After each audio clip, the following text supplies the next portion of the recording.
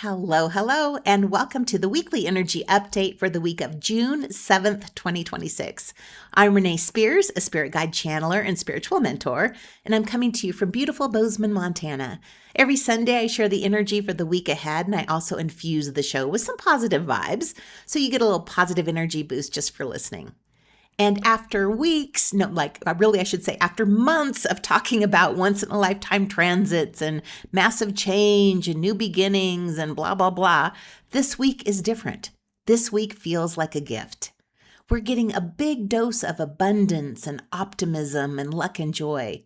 So instead of talking about what we're leaving behind or where we're headed next, I want to spend this episode talking about the good stuff.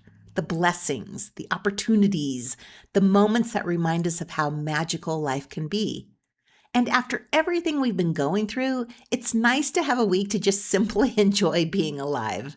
And it's all because of the Venus and Jupiter conjunction happening on Tuesday the 9th, which is creating one of the luckiest, most joyful days of the year. And we're in this amazing energy all week. Venus and Jupiter are the two benefics, the planets most associated with abundance and pleasure and love, joy, beauty, generosity, and good fortune, like all the good stuff.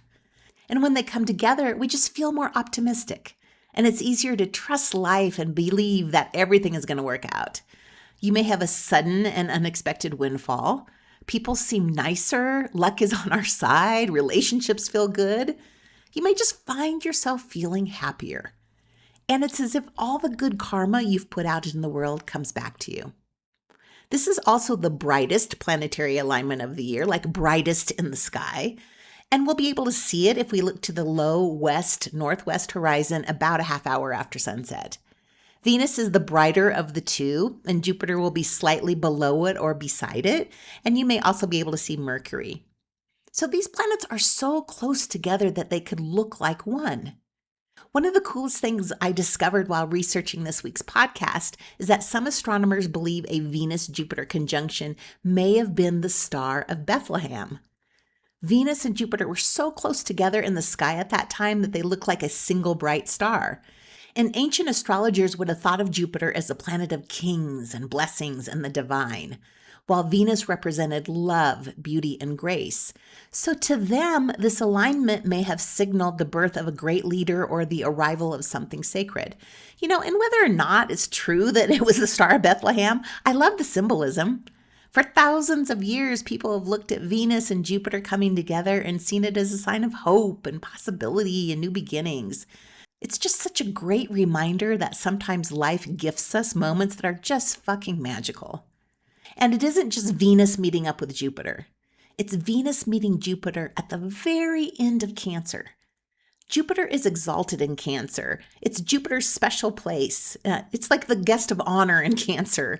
And Cancer brings out the best, highest qualities of Jupiter. And this meetup is happening at the final degrees of Cancer. The last degrees feel like a graduation, the end of a chapter, almost like school is out for summer. The last time Venus and Jupiter conjoined in Cancer was in August 2014, and before that, June 2002. So we can look back at those times for some clues and themes about what might be happening now.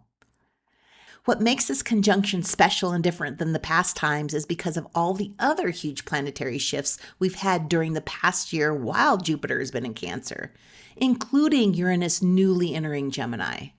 So Venus and Jupiter are giving us this one final moment of sweetness and abundance before they change signs in just a few days.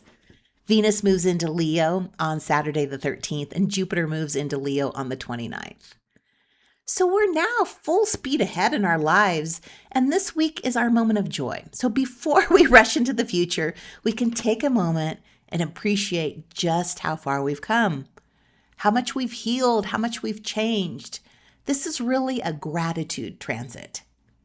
And how you enjoy this time is completely up to you. Like you could get together with your friends and family, lie in a hammock, enjoy nature, take some time to make art, or do nothing but just enjoy being alive.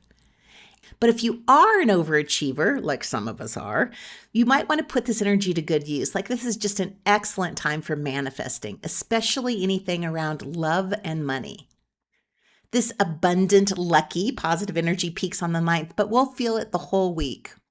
And then, of course, there's more, because right after we have this conjunction, Venus moves into Leo on Saturday the 13th. So this week, up until the 13th, Venus is in Cancer. And Venus in Cancer wants comfort and nesting and family and home-cooked meals and meaningful conversations. It's just really soft and nurturing. Then Venus enters Leo and suddenly the vibe changes. Venus in Leo wants to be seen. Leo is ruled by the sun. It wants to shine and create and play and celebrate and express itself. So we'll want to dress up and be creative and have fun and flirt. It's wonderful energy for artists and performers, entrepreneurs, teachers, creators, and really just anyone who wants to share more of themselves with the world. It's also really great for relationships. So plan a date night, something romantic. There'll be a lot of PDA happening. Venus in Leo is about being fully, unapologetically ourselves, and then just allowing others to do the same. So, we know there will always be something to worry about. The news will keep being the news. People will keep arguing on the internet. We have politics and wars and AI and all the things that make us wonder what the hell is happening in the world. But there are also sunsets and friends and dogs. There's laughter. There are flowers blooming and babies being born and people falling in love. There's art to create, music to listen to, good food to eat, and then moments that just take our breath away. So this Venus-Jupiter conjunction reminds us not to miss out on our lives while we're busy worrying about everything else. Like not every week is meant for hustling. Not every week is meant for healing. Not every week is meant for figuring out your purpose or reinventing yourselves. Some weeks are meant for enjoying the fact that we're here, that against all impossible odds, we get to be alive on this beautiful, strange planet at this particular moment in time. So this week, let yourself feel hopeful. Let yourself feel lucky. Let yourself notice what's going right and then just soak it all in. Now, I feel especially lucky because my 62nd birthday is also on the 9th. And to celebrate, I am having my biggest sale ever. I guarantee prices will never be this low again just because I'm getting older and it doesn't make financial sense for me to do it. But starting right now through June 9th, all appointments, packages, and gift certificates are 62% off. You can use the packages for spirit guide channeling or business mentoring or a combination of both. And if you've just had a reading and you don't need another one for a while, buy yourself a gift certificate to use when you're ready. So there is a link to purchase in the show notes or go to my website, Abundology.com. And thank you for listening and passing the podcast on to your friends. I'm taking a long weekend to celebrate my birthday, and I'm continuing my summer of 62 hikes today. So have a fabulous week, everyone, and I'll talk to you again next week.